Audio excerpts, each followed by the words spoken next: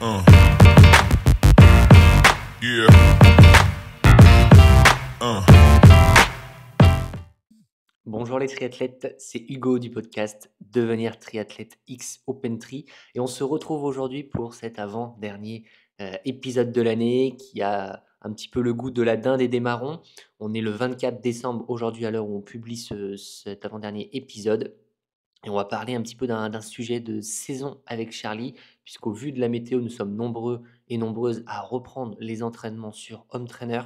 Et c'est justement le sujet du jour. Alors, si vous hésitez encore à franchir le pas ou si vous avez plein de questions sur le sujet, Charlie va détailler pour vous toutes les catégories, les typologies d'home trainer que l'on peut retrouver sur le marché, les différences aussi, quel niveau de pente il faut, quelle puissance maximale faut choisir pour tel ou tel modèle.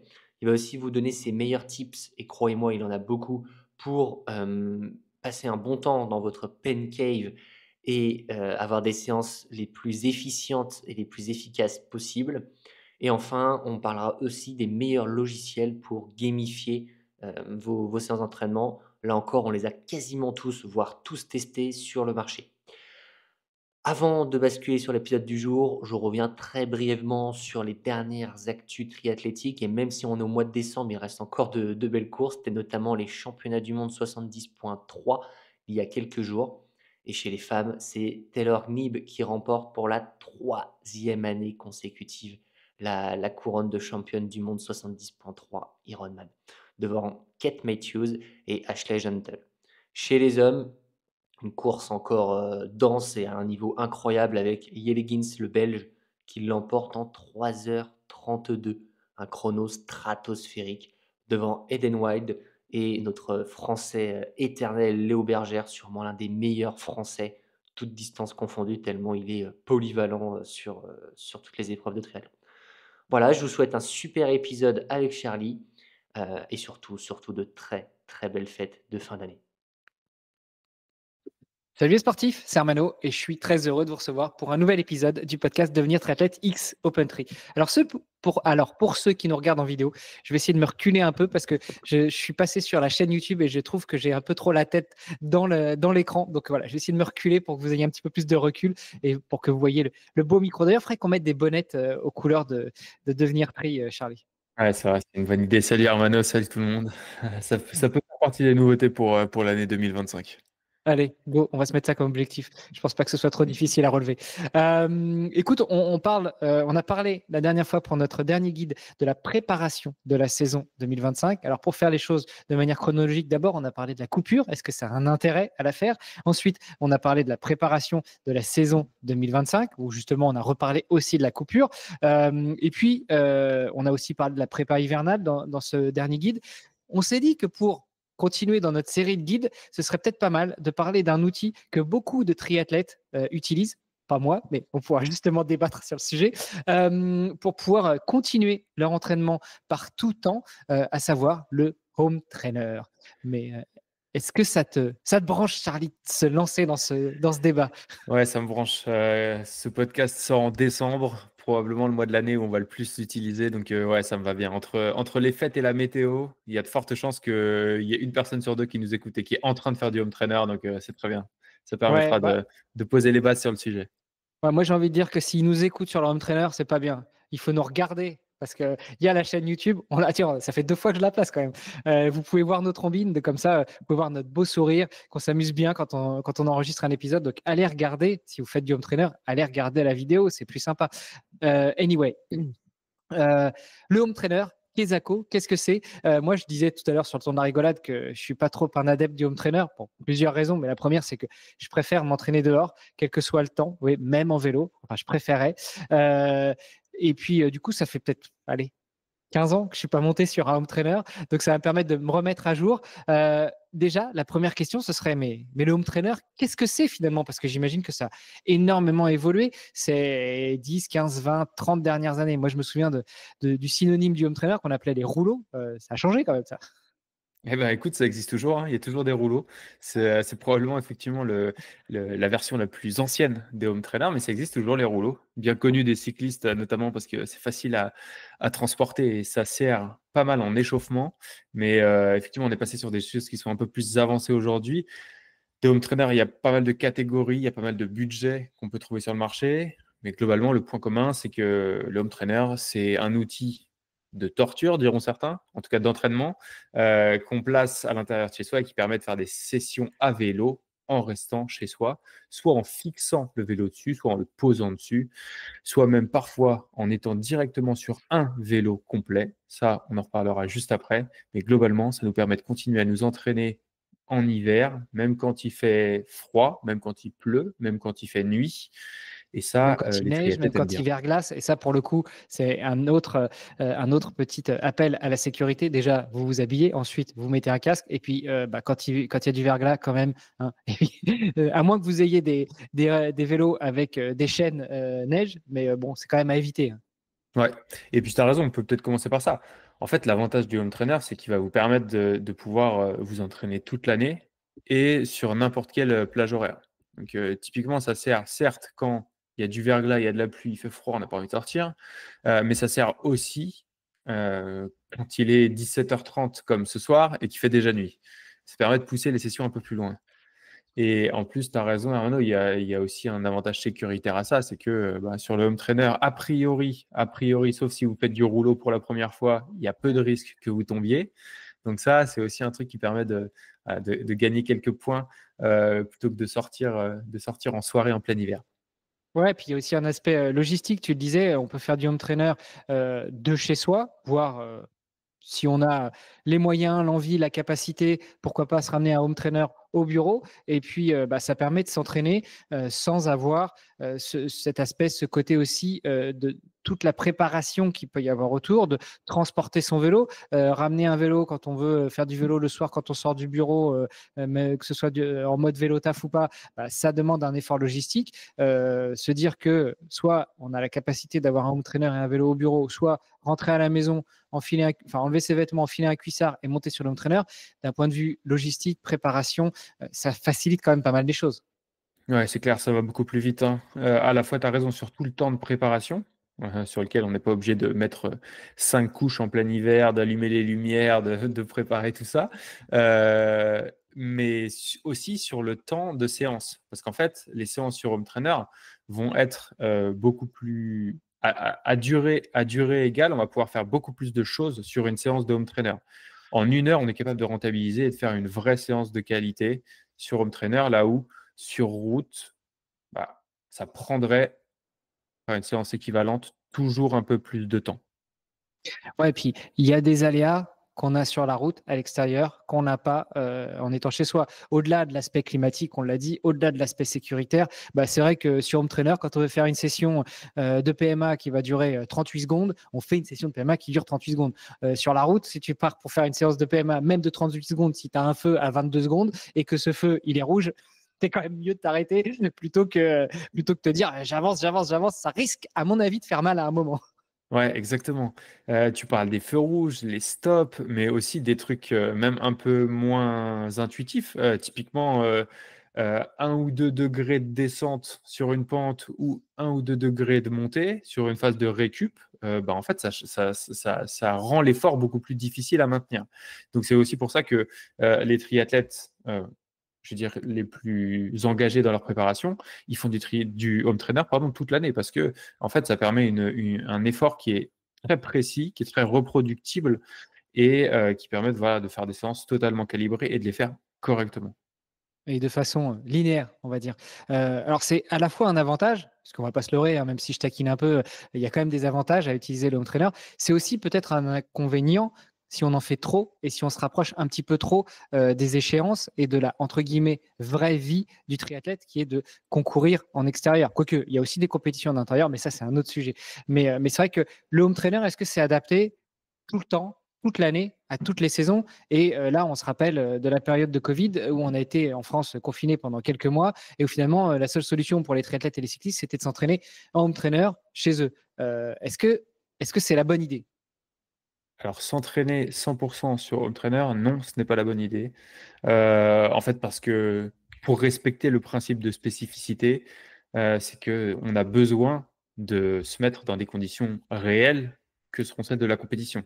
C'est-à-dire qu'on a besoin de travailler aussi ses qualités de pilotage. Pour les gens qui font du triathlon avec drafting, son placement dans un peloton, sa prise de relais, sa communication dans un groupe. Et en fait, tout ça, naturellement, on ne le travaille pas quand on est sur Home Trainer. Donc, il y a vraiment besoin d'avoir, même en plein hiver, des sorties régulières, longues, dehors, pour maintenir ces capacités-là, encore une fois, de pilotage, mais aussi des trucs un peu plus annexes, de la technique de pédalage. On peut certes la travailler sur Home Trainer, mais l'idée, ça va être aussi de la reproduire derrière en extérieur. Donc, gardez en tête qu'il y a ce principe de spécificité et que le jour de votre triathlon, vous serez dehors. Donc, il ne faut pas se couper de ça. Et j'ajouterai un dernier truc aussi, c'est que surtout pour les plus débutants, je sais qu'il y en a qui nous écoutent, qui ont fait leur tout premier triathlon ou qui vont faire leur premier en 2025. Vous n'êtes probablement pas totalement habile sur le vélo. Et ça, c'est un truc qui s'acquiert avec le temps. Et donc, il faut sortir. Et donc, il faut travailler avec des gens autour de soi, dans un peloton. Encore une fois, de la prise de relais, de la prise d'information. Et ça, bon, ça ne se travaille pas sur Home Trainer. Donc, c'est un savant mélange des deux, je dirais. Ouais. Et puis, pour regarder le côté justement un peu négatif du home trainer, en tout cas de certains home trainers, on va repasser un petit peu en revue les différents types qui existent, mais ceux pour lesquels c'est le cycliste ou la cycliste qui décide de sa puissance et de son allure. euh, le, on parle de ce fameux travail d'endurance, ce fameux foncier qu'on doit faire en hiver. Ça peut être parfois grisant, embêtant, mais grisant, de partir sur home trainer et puis de pédaler comme un bourrin. C'est peut-être plus difficile de faire ça quand on sort une fois par semaine avec le vélo et qu'on est confronté à des températures plus ou moins extrêmes, à des conditions climatiques qui ne sont pas au top. Et là, quand il pleut des cordes et qu'on sort quand même, se dire je vais peut-être pas rouler comme un bourrin, ça peut être une bonne idée. Et du coup, c'est l'occasion de travailler son endurance. On peut le faire sur home trainer aussi, si on est discipliné ou si on a un home trainer qui le permet, mais ça me paraît moins intuitif quand on est sur une machine de façon linéaire que quand on sort en extérieur. Ouais, c'est vrai, tu as raison. C'est probablement le point de vigilance à avoir aussi, c'est qu'aujourd'hui, et on va en reparler après, avec les différents logiciels qui existent, les différentes applis pour, on va dire, rendre plus ludique l'expérience du home trainer, on peut avoir tendance à finalement faire des courses à chaque montée sur le home trainer. Vous trouvez des courses sur Zwift quasiment à n'importe quelle heure du jour et de la nuit. Ça peut être tentant d'être toujours sur ce genre de format. Bon, le home trainer, ça s'inclut quand même dans une préparation qui est raisonnée, raisonnable, et donc il faut faire de l'endurance, et donc il ne faut pas aller se tirer la bourre tout le temps avec ses potes ou avec d'ailleurs des joueurs du monde entier. Donc ouais, c'est un vrai truc, c'est que ça peut inciter à mettre beaucoup d'intensité. Bon, clairement, il faut que ça rentre dans votre plan d'entraînement. Donc parfois, il faut aussi savoir passer de longues heures sur le home trainer en Z1 sans trop forcer. Ouais, tu vois le côté, le bon côté, le côté positif, là-dessus, moi je trouve que ça permet, comme quand tu t'entraînes, en extérieur, en courant sur une bonne grosse ligne droite, bien plate, comme j'ai pu en connaître au Luxembourg. Pour ceux qui connaissent cette fameuse ligne droite qui va de Diekirch jusqu'à la frontière, de Schengen. En gros, tu as 45, bornes de ligne droite le long de la Moselle. C'est dur, ça fait travailler la tête, mais justement, ça fait travailler la tête. Te dire que tu as une séance de 2 heures de home trainer à faire, si tu veux te faire vraiment mal et t'entraîner le mental, tu prends pas d'écouteurs, tu prends pas de tablette, tu prends rien et tu fais juste ta séance de home trainer. Je pense que ça, après, c'est aussi une façon de transposer ce travail mental quand tu sors en extérieur ou sur la course. Ouais, exactement. Puisque de toute façon, ce sont les conditions qu'on retrouvera en course. Donc plus on s'en rapproche, plus on va travailler efficacement, c'est certain. Vous n'êtes pas obligé de toutes les faire comme ça, mais d'en faire certaines clés dans la prépa, c'est quand même bien. Bien sûr. Bon, écoute, ce que je te propose, c'est peut-être qu'on passe en revue justement l'évolution des home trainers ces 10-15 dernières années. Ça me permettra de me mettre à jour. Ouais, allez, on passe rapidement sur les différentes catégories, ce que vous allez pouvoir trouver sur le marché. Tu l'évoquais en intro, Hermano, le modèle le plus historique probablement, c'est les home trainers à rouleau. Donc les home trainers à rouleau, vous venez juste poser votre vélo dessus et vous commencez, la plupart du temps en se tenant au mur à côté de vous, à pédaler. Et ces modèles-là, alors, Ils sont bien parce qu'ils sont légers et qui peuvent être transportés un peu partout, qui sont très basiques, mais ils sont assez peu adaptés aux efforts plus intenses parce que aller faire du sprint sur un rouleau sur lequel l'équilibre est assez précaire, c'est pas donné à tout le monde, il faut un petit temps d'adaptation. Ils sont aussi assez peu connectés, puisqu'on a pas mal de nouveaux modèles, de nouvelles typologies de modèles qui ont pris le relais ces dernières années. Donc, on en trouve encore quelques-uns des rouleaux connectés. C'est très bien pour travailler son habileté, mais si vous débutez ou si vous voulez être sûr de ne pas vous tromper, on va plutôt aller sur des modèles qu'on peut trouver un peu plus récents et un peu plus, je veux dire, un peu plus sécuritaires. Ouais, mais Dans les... je visualise pas trop en fait. Enfin, moi je vois, mais peut-être ceux qui connaissent pas, juste pour avoir une idée, ça ressemble à quoi ces fameux rouleaux? En gros, ce sont, enfin c'est un cadre avec un rouleau devant et un ou deux rouleaux derrière pour pouvoir poser la roue arrière. Et donc ça fait la longueur d'un vélo. Et puis bah, vous posez votre vélo sur ces deux rouleaux. C'est comme si voilà, vous avez une grande palette, sauf qu'au lieu qu'il y ait du bois, il y a des rouleaux pour pouvoir poser le vélo dessus. Exactement. Et là, avec l'image, on comprend que c'est pas toujours facile à maintenir stable, cette histoire. Yes. Après Tu les disais, rouleaux... Vas-y, excuse-moi. tu disais autre type, justement, Ouais. après les rouleaux. Autre type, les home trainers, qu'on va appeler les home trainers classiques. Alors, si vous avez connu les home trainers il y a 20 ans, c'était probablement ça. Ce sont des home trainers sur lesquels on va venir clipper ou serrer la roue arrière. Et c'est elle qui est prise dans un espèce de triangle avec un rouleau qui va venir faire la résistance sur votre pneu. Donc ça, c'est un truc qu'on a beaucoup vu il y a il y a 10, 15, 20 ans. Ça, c'est pareil, c'est très abordable. Aujourd'hui, vous trouvez des modèles à moins de 100 euros qui tiennent la route sur ce genre de technologie. Qui tiennent la C'est route. Elle est pas mal celle-là. qui tiennent bien la route, qui sont plutôt faciles à installer, mais qui sont la plupart du temps assez peu connectés. Donc encore une fois, on va vous parler un peu des applis après, mais ceux-là, ils sont assez peu connectés, ils sont assez basiques. Bon, c'est très bien pour mettre dans un appartement s'il faut retirer ça régulièrement, s'il faut bouger le vélo, c'est assez facile. Par contre, ce n'est pas ce qu'il y a de plus réaliste et ce sont des modèles assez basiques là-dessus. Mais encore une fois, c'est un bon choix si on veut démarrer parce que le budget n'est pas très élevé et qu'on est à peu près sûr que ça va faire le taf. Étape suivante, ce qu'on a connu en termes de déploiement, ce sont les home trainers qu'on appelle à transmission directe, direct drive en anglais, sur lesquels on vient retirer la roue arrière du vélo et on vient la fixer le cadre donc sur un home trainer qui comporte une cassette. Donc, vous retirez votre roue arrière et vous venez poser le vélo sur le home trainer. Ça, c'est ce qu'on trouve le plus aujourd'hui sur le marché.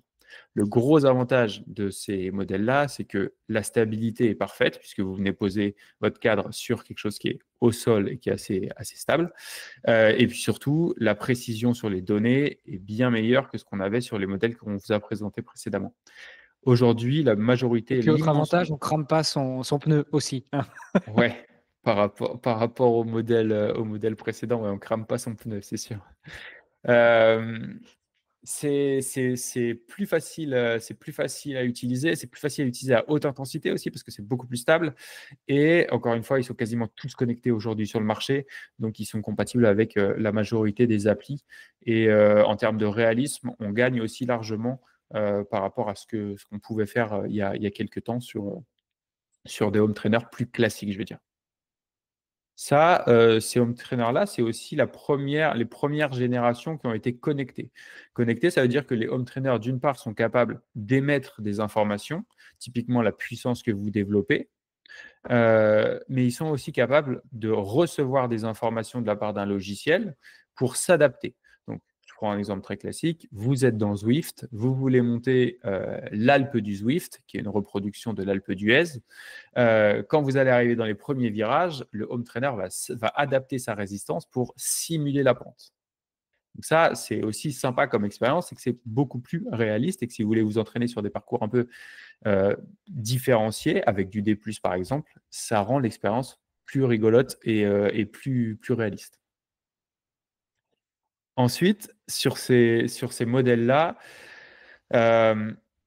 l'étape d'après, c'est les modèles qu'on appelle tout en un ou les vélos home trainer. Donc les vélos home trainer, globalement, ça ressemble à ce qu'il y avait chez votre grand-mère. En tout cas, chez moi, chez la mienne, il y avait ça, le vélo d'appartement. Bon, sauf Le que vélo d'appartement David Douillet d'il y a 30 ans. ouais, exactement. Sauf que le vélo tout en un de 2025, globalement, il coûte 2 000 €, quoi. Bon, petite différence avec celui de nos grands-mères. Mais surtout, il est capable de proposer un réalisme qui est incroyable parce que tout est là. Vous réglez la selle, vous réglez le guidon, vous réglez la résistance. Ils sont totalement connectés aux applis et vous avez en fait votre vélo qui reste là en permanence et qui permet d'avoir l'une des expériences les plus réalistes qu'on puisse trouver.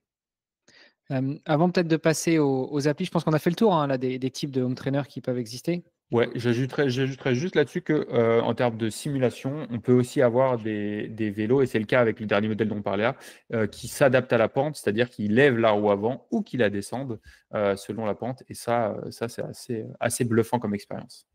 Ouais, bah, justement, voilà, je voulais dire avant de passer, aux différentes applis qu'on peut utiliser, il y a aussi des petits add-ons qu'on peut ajouter sur son vélo.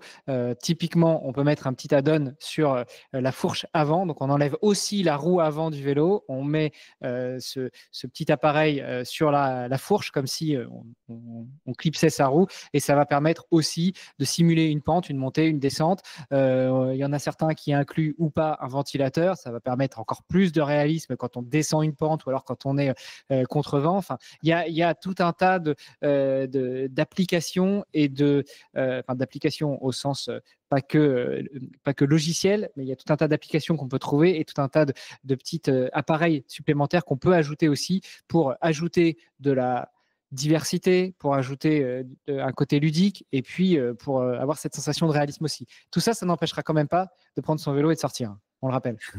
Ouais, ouais, même le jour où on sera tous dans le métaverse avec nos casques à faire du home trainer sur le Zwiftverse, on aura quand même besoin d'aller sortir pour garder quelques capacités de pilotage dehors. Et juste, ouais, tu l'évoquais, Hermano, point important, on va juste le dire là, mais le premier accessoire à acheter une fois que vous faites du home trainer, c'est un ventilateur. Il fait extrêmement chaud sur home trainer et même dans un garage avec -5 dehors, vous allez voir que vous allez transpirer, vous allez finir en t-shirt. Le home trainer s'accompagne toujours d'un ventilateur parce que sinon ça devient une expérience beaucoup trop chaude. Ouais, je ne sais pas si c'est le premier accessoire que j'achèterais moi, parce que bon, déjà ça peut avoir un intérêt aussi, ça peut faire partie de l'entraînement, de s'entraîner dans des conditions où il fait chaud. Moi, j'achèterais comme premier petit accessoire qui coûte peut-être moins cher que le ventilo, surtout si on utilise l'entraîneur en intérieur sur un joli parquet. C'est, tu sais, juste cette petite toile montée sur élastique qu'on va clipser au guidon à l'avant et au cadre pour récupérer les gouttes de sueur. Parce que faites du home trainer dans votre salon, si vous avez un joli parquet, il passera pas la saison. En tout cas, le parquet passera pas la saison. Et vous Ouais. peut-être pas si monsieur ou madame s'aperçoit de la chose. Ouais, tu as raison. Petite précaution. Ouais. Ça peut être un grand tapis de sol, un grand tapis de gym ou de protection home trainer qui est fait pour ça. Ça, pour tout ce qui va tomber par terre. Et tu as raison, cette petite protection pour le cadre aussi, parce que le cadre, il aime pas trop l'acidité de la sueur et ça peut très vite l'abîmer. Donc, ouais, pensez à protéger ça. Et si jamais il y a de la sueur qui tombe dessus, pensez à vite nettoyer, à rincer le cadre. Ah ouais, parce Euh, qu'on s'épargne pas ça quand on fait des séances de trainer, le nettoyage du vélo après la séance. non, mais là, cette fois-ci, c'est pas la chaîne qu'on nettoie, c'est le cadre. Tu as parlé pas mal de Zwift, c'est une des applis qu'on peut utiliser. Il y en a d'autres. Tu nous fais une petite revue d'app. Ouais, alors très rapidement, on va vous en mentionner quelques-unes. On va commencer par Zwift, qui est la plus connue probablement. Zwift, ça vous permet de rouler dans un environnement virtuel, un peu à la manière d'un jeu vidéo sur lequel votre personnage va se déplacer sur les parcours que vous choisissez, sur des parcours virtuels, un peu je veux dire, de très nombreux formats et de très nombreux environnements. Donc là, on est très proche du jeu vidéo. Le gros avantage de Zwift, c'est vraiment la dimension sociale où vous allez retrouver énormément de monde. Vous pouvez rouler avec des gens qui sont dans vos amis, dans vos collègues de club, mais aussi des gens à l'autre bout de la planète. Il y a des courses, des événements qui sont organisés, comme je disais, à chaque heure du jour et de la nuit. Donc là, vraiment, c'est celui qu'il faut choisir si vous voulez avoir une expérience un peu jeu vidéo, très ludique et très sociale. Zwift, je crois, n'offre plus de période d'essai. Il faudra vérifier, mais je crois qu'ils offrent plus de période d'essai actuellement. Il va vous falloir tester tout de suite en payant un mois, mais si vous ne voulez pas vous tromper, c'est un bon choix. Le seul petit bémol qu'on met, c'est il y a beaucoup de courses, mais ne les faites pas toutes, parce qu'il faut aussi faire des séances qui s'intègrent dans votre plan d'entraînement sur Zwift. Donc ça, c'est la partie pour le plus populaire et pour le choix que de nombreux d'entre vous vont faire. Après, on a pas mal d'autres systèmes où on peut avoir des choses qui sont beaucoup plus réalistes, sur lesquelles vous allez rouler sur des vrais parcours. Donc des vrais parcours, je prends l'exemple de Rouvy, par exemple. Sur Rouvy, vous allez courir sur des parcours réels, vous allez pouvoir les choisir. Vous allez même pouvoir parfois importer des traces GPX pour que, alors vous n'aurez pas la vidéo, mais pour que le parcours et la difficulté s'adaptent aux réalités de la trace GPX que vous avez rentrée. Vous allez avoir des choses qui sont un peu plus gamifiées, par exemple Be Cool, avec des expériences qui sont du parcours réel, mais aussi des parcours virtuels. Vous allez trouver des choses un peu plus complètes, par exemple avec le Wahoo System. Wahoo System, c'est une appli où alors, il va y avoir des séances de cyclisme qui seront parfois basées sur des vraies courses, enfin, des vraies images de peloton cycliste, où vous avez votre caméra embarquée, vous êtes au milieu de la course. Vous avez, pour citer le partenaire de la FF3, des applis françaises comme Kinomap. Globalement, il y en a pas mal. On vous mettra en description de cet épisode un article qu'on a rédigé sur le blog d'OpenTree avec un petit comparatif, histoire que vous ayez tout ça. Mais voilà, vous avez la possibilité sur la plupart de ces applis de tester une semaine, un mois gratuit ou à offre de lancement. Donc, n'hésitez pas à en tester différentes pour trouver ce qui vous convient le mieux. Bah, écoute, on a fait une petite overview du home trainer. On a passé en revue les différents types de home trainer. On a regardé un petit peu les applis. On a parlé des cas dans lesquels c'était avantageux ou moins d'utiliser le home trainer. Peut-être que pour conclure, on pourrait se poser la question de comment est-ce qu'on choisit tel ou tel type de home trainer. Pour les apps, on a compris, mais vraiment, pourquoi est-ce que je vais choisir un rouleau? Pourquoi est-ce que je vais choisir un home trainer complet? Pourquoi est-ce que je vais choisir un espèce de vélo d'appartement? Il y a aussi la mode des spinning. Enfin bref, quel type de home trainer et quelles caractéristiques de choix? Alors, moi, je commencerais déjà par se poser la question de ce qu'on attend comme facilité d'utilisation. C'est comme n'importe quel matériel, si c'est pas facile à utiliser, si vous n'avez pas les moyens de monter rapidement dessus, vous n'allez pas l'utiliser à son plein potentiel. Donc, est-ce que pour vous, le plus facile, c'est d'avoir un vélo entier qui reste toujours à la même place? Est-ce que le plus simple, c'est de venir mettre un vélo très rapidement sur des rouleaux et de pouvoir démarrer tout de suite? Est-ce que vous avez un vieux vélo qui va pouvoir rester toujours sur un home trainer? Ça, posez-vous la question de quelle va être votre utilisation. Si vous habitez en appartement, vous n'aurez probablement pas les mêmes contraintes que quelqu'un qui a un garage immense avec la possibilité de laisser son home trainer toujours en place. Donc ça, pour moi, le premier critère, c'est comment je vais l'utiliser et ce qui est le plus facile pour pouvoir monter dessus un maximum. Bon, la deuxième chose, c'est le prix, naturellement. Ça, chacun fera en fonction de son budget. Je le disais tout à l'heure, si vous voulez vraiment, vraiment débuter avec pas cher, vous avez des home trainers wheel on, donc sur lesquels vous venez mettre directement votre roue arrière qui démarre à 100, 150 euros. Vous pouvez même trouver des bons modèles en occasion. Et on peut aller avec des vélos complets jusqu'à plus de 2000 euros. Donc là, voilà, le budget va vous permettre aussi de cibler une certaine catégorie de home trainer. Moi, j'ajouterais deux autres critères après. Le premier, c'est celui du réalisme que vous attendez. Alors, plus on sera sur des modèles avancés, plus on aura du réalisme. Le réalisme, ça va jusqu'à, comme je vous l'ai dit, le home trainer qui adapte sa résistance, mais aussi qui adapte l'inclinaison du vélo. Alors, l'inclinaison de haut en bas, selon qu'il y ait de la pente, mais aussi l'inclinaison possible de droite à gauche pour vous permettre d'avoir un peu plus de flexibilité. Bon, si vous voulez un modèle qui est absolument à la pointe du réalisme, ça va aussi influer votre choix. Et après, le dernier critère, donc le quatrième, ce serait plutôt celui du silence, notamment pour les gens qui vivent en appartement. Le mieux, c'est quand même de choisir un modèle qui ne fait pas trop de bruit parce que très, très vite, vous plus la machine, ça peut faire du bruit pour le voisin d'en dessous. Ouais, parce qu'il n'y a pas que la machine, comme tu l'as dit. Encore une fois, je reprends mon exemple d'appartement avec du parquet. Même si vous avez un modèle de home trainer super silencieux, au final, le fait de pédaler quelque part, les voisins d'en dessous, si c'est du parquet et si c'est de la structure en solive, ça va être difficile pour lui à supporter. Donc, si vous n'avez pas le choix, d'ailleurs, là-dessus, ça peut être un conseil qu'on pourrait donner. Allez sonner chez votre voisin en dessous. S'il n'entend pas la sonnette, c'est peut-être bon signe. Mais sinon, négociez avec lui des moments où soit vous pouvez faire du home trainer sans trop le déranger, ou alors des moments où lui, il sera pas là, enfin lui ou elle ne sera pas là. Je sais pas, le mardi de 18 à 19, vous savez que c'est votre heure de home trainer parce qu'ils sont partis ramener les enfants à l'entraînement ou au cours de musique, quoi.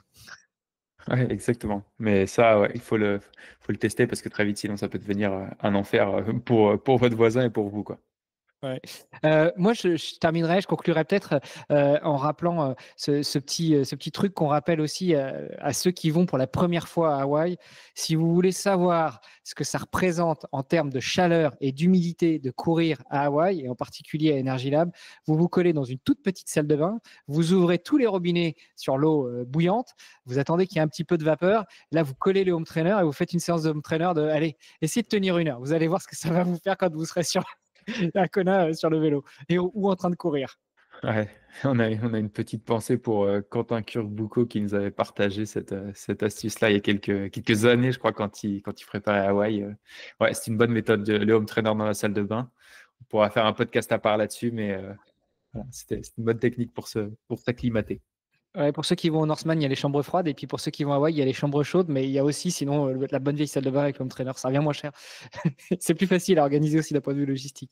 Je sais pas s'il y avait d'autres points qu'on aurait pu voir, Charlie, ou pour aujourd'hui, on se dit Eh qu'on ben, a bien fait le tour. Ouais, on voulait rester sur un format court et direct. Je pense qu'on a réussi. On vous met en description de cet épisode quelques autres ressources sur le sujet pour que vous puissiez un peu creuser le sujet. Et puis, je pense qu'on aura l'occasion de revenir dans un prochain podcast sur des idées d'entraînement, alors à vélo, en home trainer et dehors, mais ça pourrait être un axe à déployer ensuite. Ça marche. Écoute, merci beaucoup, Charlie. Bonne séance de home trainer. Moi, je vais filer sur autre chose ce soir. Merci, Armano. À bientôt. Salut. Ciao. Damn.